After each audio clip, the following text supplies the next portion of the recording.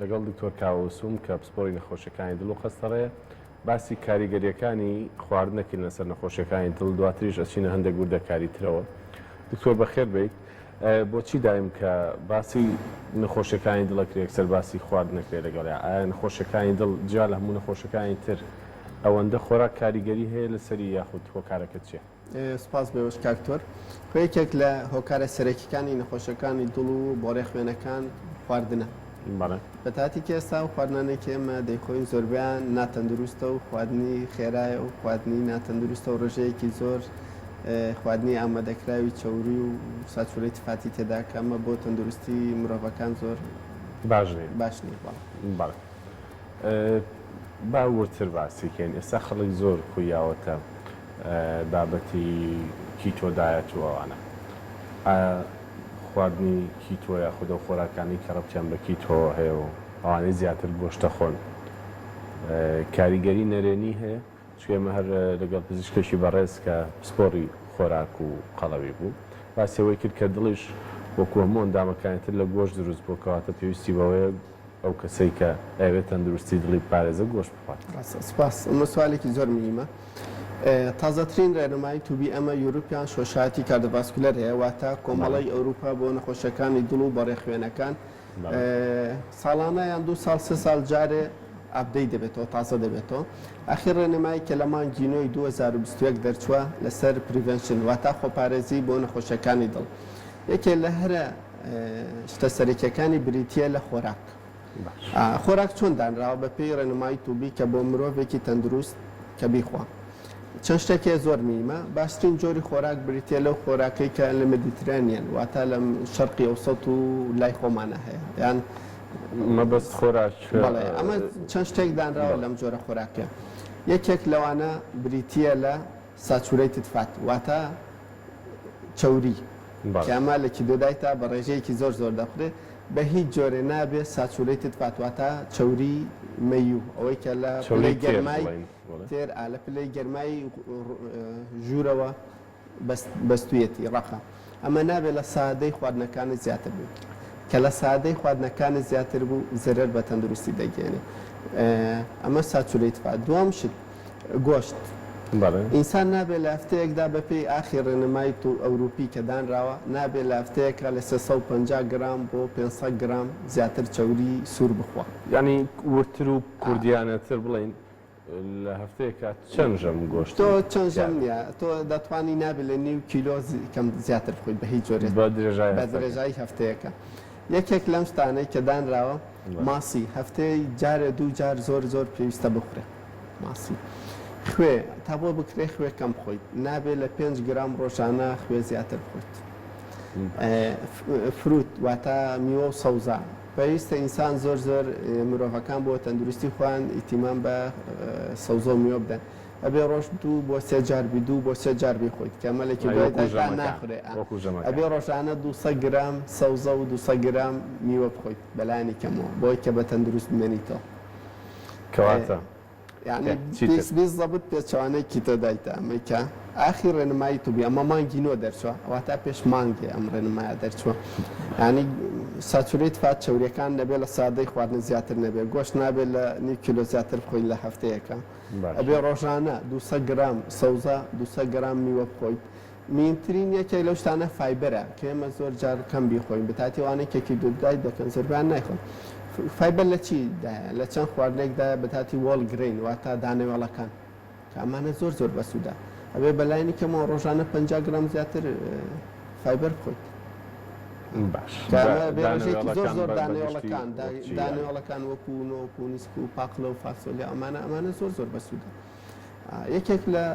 شتەکانی ترکە لە کیلۆدای تا زۆر دەخورێت گۆشتی سوورە. ئەمە ئەکسەر پێچوانەی ڕێنمایی ئەوروپیەکە ئاخیر ڕێنمایی دەرچووە. مەشروب ئەبێ کحول زۆر کەم بخورێ، ئەبێ لە هەفتەیەک لە 100 گرام کەمتر بخۆیت. جگەرە نابێ بخورێ، تا بۆ بکرێ نابخورێ. یەکێک لە میمەکانی ترکە ئێستا زۆر ئیتیمامی پێدرێن بفەرێت ئەوانەی کە شەکریان تێدا دەرکەوتووە تاکە خواردنێکە بۆ مرۆڤ ئیسفادەی نیە و هیچ سوودێکی نییە، شەکری چایە، ئەم شەکرە سپێکە بەکارێنی. تۆ ئەگەر 1 گرامش نەخۆی هیچ زەرێرەکە پێ ناگەم. ئەڵێ دیسکۆرەی واتە هانە ئەدرێ بە هیچ جۆرە نەیخۆیت بیپسیە کۆلایە ئەم جۆرە شەربەت شتە ئامادەکراوانەیە کە ڕێژەیەکی زۆر شەکریتیان ئەوانەی تاقەیە خواردنەوەکانی تاقەیە ئەمانە هەمووی بۆ تەندروست زۆر خراپە. دکتۆر خەڵک بەڕاستی هەموو کات ئەوەندەی کە من لە ناو خەڵکام و ئاگام لەیانە گلەیەکی زۆر دووبارە لە پزیشکانەکەن و حەقی خۆشیانە ئەڵێ هەر پزیشکەی قسەیەکەکە هەر پزیشکەی بەپێی توێژینەوەی قساکە ئێستا خەڵک چی بکە ئێمە میوانە گەیەنین ئەڵێ گۆشت بخۆ پزیشکێکی دڵێنین ئەڵێ کەم بیخۆ پزیشکێکی خۆراگەیەنین ئەڵێ ئەوەی گۆشت بخوات و کیتۆدایەت کە فشاری خوێنیدا بەزێ و دڵی پارێزراوە بێت ئەوە تا بەڕێز دەڵێ لە هەفتەیەکە نابێت لە نوی کیلۆ زیاتر بخورێ ئێمە لەوانەیە هەر لە داوەتێکی ڕۆژی پێنجشەمە و هەینی و ئەوانە ئەوەندە بخورێ. ئەمە پرسیاری یەکەمن. پرسیاری دومیشم کار لەگەڵ ئەوە هاوتەری بە ئەوانەی کە کێشیان زۆرە چی بکەن کەوات؟ بەڵێ خۆی سەکە زۆر زۆر تەواوە هاوڵاتیان ڕاستەکەن بەڵام ئەوەی کە من باسی دەکەم ئەوە ڕێنەمایی تۆبیە ئەمە وەکو گایدلاین وایە ئەمە واجبێکە کە بە قووەترین شۆشایەتی کۆمەڵی نەخۆشیەکانی دڵ و بۆ ڕێخوێنەکان کە هەموو 2 بۆ 3 ساڵ جارێ ئابدەی دەبێتەوە تازە دەبێتەوە بە پێی دراساتی زۆر زۆر بە قووەت ئەم شتەدا دەنرێت ئەمە لە هەموو وڵاتە ئەوروپیەکان جێبەجێ دەکرێت ئەمە تازەترین ئابدەیتە تازەترین دەرکراویانە لە مانگی نوێی 2021 ئەوەی کێستا باسم کرد نابێت لە 9 کیلۆ ئەمەیە بەڵام تۆ لانێ دراسەیە بکرێت لە شوێنێ بڵێ کیتۆدایت بەڵام ئاخیر دراسە لە کیتۆدایت کە لە جۆرج واشنتۆن کراوە جامعەی جۆرج واشنتۆن دەرکەوتووە کیتۆدایت ئیسفادەی شۆرتەرمیە مەوقەت بەڵام بە دوورخایەن زەرری زۆر زۆر گەورەیە یەکێکە لە سبەبە ڕیسیەکان کە هۆکاری دڵە مردن زیاد دەکات دەبێتە هۆی دروستبوونی کانسەر سەرەتان یەکێکە لەوانەیە کە دەبێتە نەخۆشی شەکرە یەکێکە لەوانەیە کە دەبێتە هۆی زەرردان لە گورچیلە و بەردی گورچیلە یعنی ئەمە دراسەیەکە کە زیاتر لە 100,000 نەخۆش بەکاراتەوە باشە شتێکی زۆر گەورەیە ئەم دراسە ئەم توێژینەوەی لە خەڵکی ئاساییە کراوە ئێستا ئێمە وەرزشەوانمان هەیە لەوانەیە لە ڕۆژێکە زیاد لە 200 بۆ 300 گرام گۆشت بخوا لە بەرەوەی بەکاری هێنێتەوە و پێویستی بە پرۆتینە ئەمانە چی بکەن؟ ڕاستە ئەمانە وەرزشەوانە متەڕەبی تایبەتی خۆی هەیە سپۆڕی تایبەتی خۆراکیان هەیە بە تاتیوانەی کە یاری لە جوانی دەکەن ئەوانە تۆ ئەگەر ڕۆژانە 1500 بۆ 2000 کیلۆکەلۆری بەکاربێنی ئەو لەوانە 200,000 کیلۆکەلۆری لە وەرزشا بەکاربێنێ ئەو شتێکی تایبەتە تۆ ناتوانانی ئەوەی تۆ نابیزەبەت کرد تۆ ناتوانانی ئەوەی کە لەوە تەطبیقی دەکەیت لەسەر خەڵکی هاوڵاتێکی ئاسایی دایبنیت ئەمە بۆ هاوڵاتی گشتیە بۆ کەسی ئاساییە بۆ فەرمانبەرێکە بۆ کەسێکی ئاساییەکە ڕۆژانە ژیانێکی ئاسایی بەڕێ دەکەن بەڵام تۆ کەسێک کەما لەسان دەکات لەوانە پێویست بە ڕۆژی 2 کیلۆ گۆشت بخوا شتێکی تایبەتە بەڵام بەپێی ڕێنمایی مدەڕیبەکەی بەپێی دکتۆری خۆراکی ئەوانەی کە کێشیان زۆرە چی بکەن بۆی هەم تەندروستیی باشیان هەبێ و هەم دڵیشان پارێزا بێت چۆن کێشیان دابێت خۆی چەند شتێکێ لە کێش دابەزاندن یەکەم شت دەبێت وەرزش بکەیت ئێستا حەزم لێ لەم سوالەوە باسی وەرزشکەم ئاخر هەم ئەم ڕێنمایی ئەوروپیا 2021 ئەبێ پێویستە هەموو کەسێ هەموو هاوڵاتیە هەفتانە 150 بۆ 300 دقیقە وەرزش بکە مۆدەرێت ئینتەنسیتی واتە وەرزشێکی ئاساییە وەرزشێکی وەسەط یعنی ماندوو بکە ماندوو بکە بێجگەل لەمەش دەبێت لایفستایلی ئیشی ڕۆژانەی چالاک بێ ئەوە نەبێ هەر دابنیشە من بۆ 300 دقیقە وەرزش دەکەم و دوای هەر لەسەر کورسی دابنیشم و ئیش و کاری خۆم لە دایرەکەم بەڕێ ئەمە نابێت ئەمەش نابێت بۆ زۆر جار نەخۆش دێ بۆلات دەڵێ دکتۆر من زۆر چالاکم بەردەوام لە ئیشەکەم لە سەریشەکەم 3 تابق 4 تابق هاتچۆ دەکەم ڕاستە بەڵام لەگەڵەوەشە دەبێت 150 بۆ 300 دقیقە وەرزشکە بۆی بە تەندروست بمێنێتەوە پێویستە ئەو کەسانێک وەزنیان زۆرە وەرزش بکەن پێشەم شتێ دووەم شت خواردن کەم کاتەوە چگات تۆ چەند شتێ میمە وەرزش لەگەڵ ئەو تاقەیە کە دەی خۆی ئەو وزەی کە دەی خۆیت پێویستە وزەکە کەم بکەیتەوە لەگەڵەوە وەرزش بکەیت بۆی تۆ هەم تەندروستیت باش بێ چگات کە تەنانەت بەس خواردن نەخۆیت و وەرزش نەکەیت بێکەوە بۆ وەزن دابزاندن ئەو کاتە ماسوولکە کە ئاسانترین شتە لە جسما کە بۆ وەزن دابزاندن دەڕاتەوە بەس مەسولکانە کەم دەکات فاتەکە چەورێکار دەمێنێتەوە لە جسمتە ئەو کاتە وەزن دابزانێکی زۆر ناتەندروستە. باشە ئەوانەی کە خواردنیان تەندروست نەبووە تا ئێستا چ پشکنینە بکەن چۆن بزان کە هیچ کاریگەریەک دروست بووە لەسەر نەخۆشی دڵ لە سەریان واتە هیچ نیشانێکی نەخۆشی دڵتیانە دەرکەوتور نیشانەی پێشوەختە کە ڕەنگە تەنها بە پشکنینێکی خوێن یا خوشتێکی لەو بابەتە دەرکەوێت. یەکەم شتۆک و باسمان کرد وەرزشە دەست پێ بکەن، دووەم شت خۆراکە بۆ شوەیە کە باسمان کرد، سێم چاوریەکانە پێویستە یەکێک لەو هۆکارە ڕیسەکانی نەخۆشەکانی دڵ بەرزبوونەوەی چاوریە بەتاتی کۆلسترۆل و ترایگلیسیراید پشکنینی چاوری بکە. چەند مانگ جارێک پێویستە چەند مانگ جارێ نییە بۆ چەند مانگ جارێ بڵێ هەموو کەسێک پێویستە لە تەمەنی 20 ساڵیە جارێت فاسی چاوری بکات چونکە زۆر جار بە جینات بە وراسی بەرز بۆتەوە ئەوانە ئەگەر زوو فریان بکەیت ئاخێتە سەر عیلاج و ناڵێ ئەو زەرەرە درێژخانەکەیان بەرکەوێت. دووەم شت 5 ساڵ جارێ دوای ئەوە پێویستە فاسکە هەموو کەس دوای 20 ساڵی دوای 20 ساڵی و 5 ساڵ جارێ. دووەم شت فشاری خوێنە واتە بەرزبوونەوەی فشاری خوێن پێویستە ئەویش لە 20 ساڵیەوە هەموو کەسێ چێکی فشاری خوێن بکە کە نۆرمال بوو 3 ساڵ جارێ بۆ 4 ساڵ جارێ بەلانی کەمەوە ئەگەر نۆرمال بوو ئەگەر نۆرمال نەبوو پێویستە بە پێی ڕێنمایی پزیشکی تایبەت چاودێری بکرێ و لە کاتی پێویستە دەرمان و چارەسەری بۆ دابنرێت. یەکێ لە هەر هۆکارە میهمەکان کە لای ئێمە ئیهمال کراوە مێنتەڵ هێڵس واتە تەندروستی دەرونی لەم ڕێنماییە زۆر گرنگی درا بە مێنتەڵ هێڵس.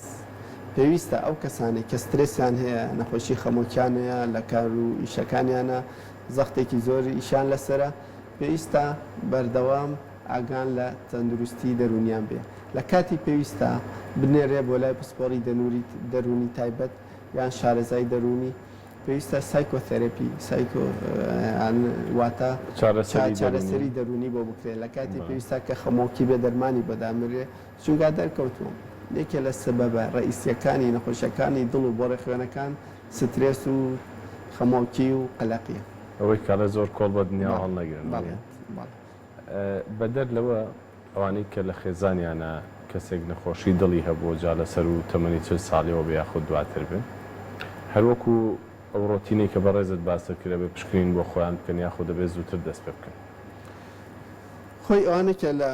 خێزانەکانیاندا نەخۆشی دڵیان هەیە نەخۆشی شەکریان هەیە نەخۆشی فشاری خوێنیان هەیە ئەوانە دەبێت زیاتر ئاگان لە خۆیان بێ و زۆرتر چاودێری تەندروستیان بکەن. بۆ من زۆر جان نەخۆشە دە 20 ساڵە دەبینی چەورەکەی لە 400-500 زیاترە کۆلسترۆلەکەی هەڵدێڵەکەی ئەوە پێویستە هەموو ئەندامەکانی خێزانەکەی فاسی چەوری بکەن. کەسە دەبینی لە 20 ساڵە ئەڵێ من دایکیشم باوکشم برا و خوشکەکانیشم هەر فشاری خوێنیانێ پێویستە ئەمانە زۆر ئەگەر ئێستا فشاری خوێنی نۆرمال بێ دەبێت زۆر زیاتر لە کەسێکی ئاسایی کە فشاری خوێن لە خێزانەکاندا نییە زیاتر چاودێری فشاری خوێنی بکە بۆی لە کاتی پێویستە چارەسەری بۆ دامرێ چونکەتی ئەمە ئەم خۆپارێزیە بۆ چییە؟ بۆی لە داهاتوویەکی دوور نێڵی تەسیرە جانبیەکان واتە هۆکارە لاوەکیەکان لەسەر تەندروستی نەخۆشەکە ڕووبدا. تۆر دایم کە ئێمە باسی هەموو گرفتانە بۆ خەڵکەکەین کۆمەڵێکیان ئەڵێ ئێمە ئەوەندە ساڵە جگەرە کێشین ئەوەندە ساڵە خواردن بەدڵی خۆمانە خوێن و هێشتا هیچمان لێ دەرنەکەوتووە. ئەم قسەی ئەوان ئەگەر ڕاستەوە گەر وایە بۆچی وایە و بۆچی هەندێکیش هەندێک جار زۆر پارێزراون زۆر تەندروستن بەڵام هەر تووشی گرفتی لەو بابەتە و تووشی نەخۆشی ڕاستە. خۆی تۆ کە دەڵێت جگەرە زەرەرمەند زەرەر هەیە بۆ تەندروست شەر نییە هەموو کەسێک کە جگەرەی کەشامیان پانەخواستە تووشی سەرەتانی سیەکانیان بێت تووشی نەخۆشی دڵ بێت تووشی جەڵتەی دەماغ بێت بەڵام بۆ نمونەیە بێنینەوە جگەرە 40 جار سەرەتانی سی زیاد دەکات ینی بەس ئەمە بەسە کە کەس جگەرە نەکێش تاکە هۆکاری سەرەکی نەخۆشیەکانی دڵ جگەرێ تاکە هۆکاری تۆ نێرگەلەش مەبەستە لەگەڵیوانی نێرگەلە زۆر خراپترە زۆر خراپتر دەرکەوتووە ساعاتێکە کەسێ لەسەر نێرگەلە کێشاندا دەنیشێت وەکو 5 پاکەت جگەری کێشان ڕێژەی نیکۆتین و ئەو تارەی کە لە نێرگەلەیە چەند قاتی جگەرێ لەو ڕێنمایەت و بیا دەڵێ بە هیچ جۆرێ ئەبێ ئەو کەسانی کە جگەرە کێشن ئەگەر بیانەوێت تەندروستی خوان ئاگان لەبێ ئەبێ واس لە جگەرە بێن ئەگەر نەشی توانی واز بێنێ بێ بچێتە لای پسپۆڕی تایبەت یان کلینیکی تایبەت بەوازێنان لە جگەرە کە بە دەرمان و بە عیلاجی تەندروستی دەرونی دەبێ هەم بدرێت جگەر نەکێشە بەتایەتی کەسێکە تووشی نەخۆشی دڵ بوو. باش ئەگەر تۆ کچێک یا کوڕێکی نەوجەوان و تازە پێگەیشتوت لە بەردەست بێ 15-16 ساڵ چی پێڵێ بۆی ژیانێکی زۆر تەندروست بژی و دڵێکی زۆر سەلامەتی هەبێت؟ پێی یەکەم شت وەرزش بکە وەکو پێمان وت ڕۆژانە هەفتانە لە 150 بۆ 300 دقیقە وەرزش بکە ڕۆژانە لە ئیش و کارەکەی چالاک بێ بەردەوام لە جوڵای بێ. دووەم شت خواردنی تەندروست بخوا وەکو وتمان لە خواردنە تەندروستەکان ساچوورەی تفات واتە مەی و چەوری مەی و تا بۆی بکرێت کەم بخوا گۆشت زۆر نەخوا دانەوەڵەکان بخوا میوە سەوزە زۆر بخوا تا بۆی بکرێت خواردنەکانی کەم خوێ بێ جگەرە نەکێشێ مەشروب نەخوا یان زۆر بەکەمی بیخوا لە تەمەنی 20 ساڵیەوە ئاگای لە تەندروستی فشاری خوێن و چەوریەکانی بێ و ئاگای لە تەندروستی دەرونی بێ چونکە ئەمانە هەمووی زۆر مینی من وەلا ئاخریشان کیتۆ دایت نەکات نەیکات باشە بۆچی ئەمە بووە بە شتێکی جیهانی کە ئەوەندە خراپە ئەم خواردنێکی تۆیە بۆچی بووە بە شتێکی جیهانی ئەمە زیاتر بۆتە بسنس تیجارەت بۆتە بسنس تۆ نەخۆشت دەبینیت 120 کیلۆیە لە مایەکی چەند مانگێکە تۆ دەتوانانی بەم کیتۆ دایتە لەوانەیە 20 کیلۆ تا 30 کیلۆ دابزێنی نەخۆشەکە زۆر زۆر لە ڕووی ینی لانە مرتاح بێ بەڵام لۆنگ تێرم واتە دوورخایەن زەرێکی زۆر زۆر بەو نەخۆشە گاندۆ بەو کیتۆ دایتە کە بتەوێ ئەم نەخۆشێکی کەسێکی تەندروست بێ پێویستە یەکەم شە وەرزشکە خواردن کەم کاتەوە ئەو تاقی کەم کاتەوە چونکە دراسی زۆر گەورەیە بەراورد کرا ئەوانەی کە کیتۆ دایت دەکەن ئەوانەی کە پرۆتین و فات و کاربۆیدرات بەیەکەوە دەخۆن بەس بە ڕێژەیەکی کەم بە شێوەیەکی بەڵانس هاوسەنگ دەرکەوتووە هەمان ڕێژەی وەزندا بەزاندنیان هەیە بەس بۆ شێوە وەرزشی لەگەڵا بکە. باشە دکتۆر باست لە تەندروستی دەروون کرد چۆن کەسێک وا بکە کە دەروونێکی ئارامی هەبێت خۆت ئەزانی تۆ لە وڵاتەکە چەندین کێشە و گرفتی گەورە هەیە چۆن وا بکەین هاوکاری دەرونی خۆمان بینایی ڕۆژانە بە نمونە کاتژمێرێک دابنین بۆی کە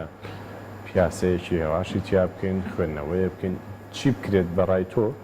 بۆی کە دەروونێکی زۆر ئارام و دڵێکی زۆر سەلامەتە دەبێت خۆی تەندروستی دەرونی لای ئێمە بەتاتی لە شەرقی ئەوسەدا زۆر ئیهمال کراوە ینی لانێ هەمومان لە ڕۆژە لە ڕۆژەکان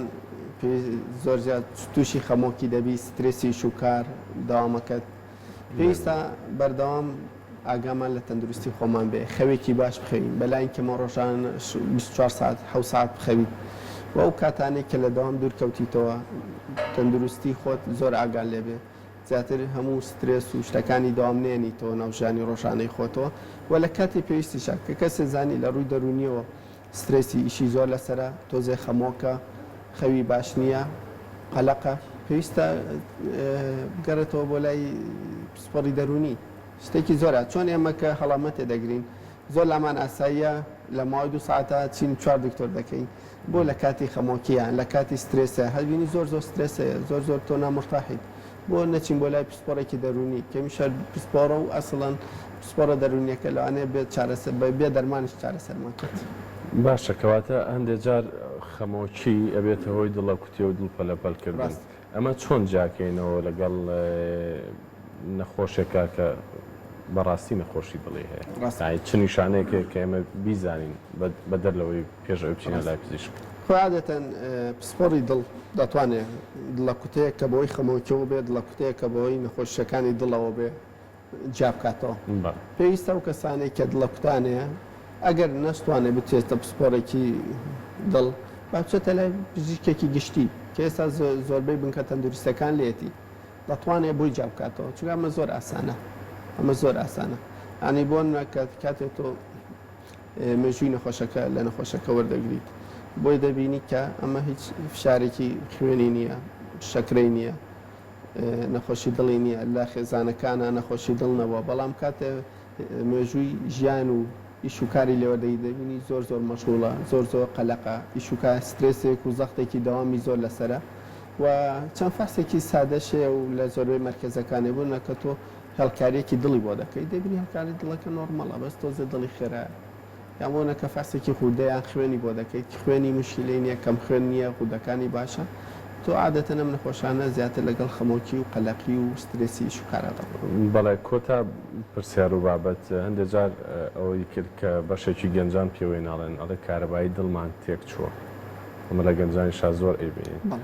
بەگشتی لە گەنجاڕۆیە یاخود هیچ تەمەنێکی بۆ نییە و ئەو کارەبایی دڵە کە تێک ئەچێوەکو خۆیان باسیەکەن چی لە دڵەکە خۆی لە هەموو تەمەنێکا ڕوودەدا تێکچوونی کارەبای دڵ بەڵام نەخۆشیەکانی دڵ و کارەبای دڵ تا تەمەن زیاتر بێ زیاتر دەبێت بۆ نێکێک لەوانە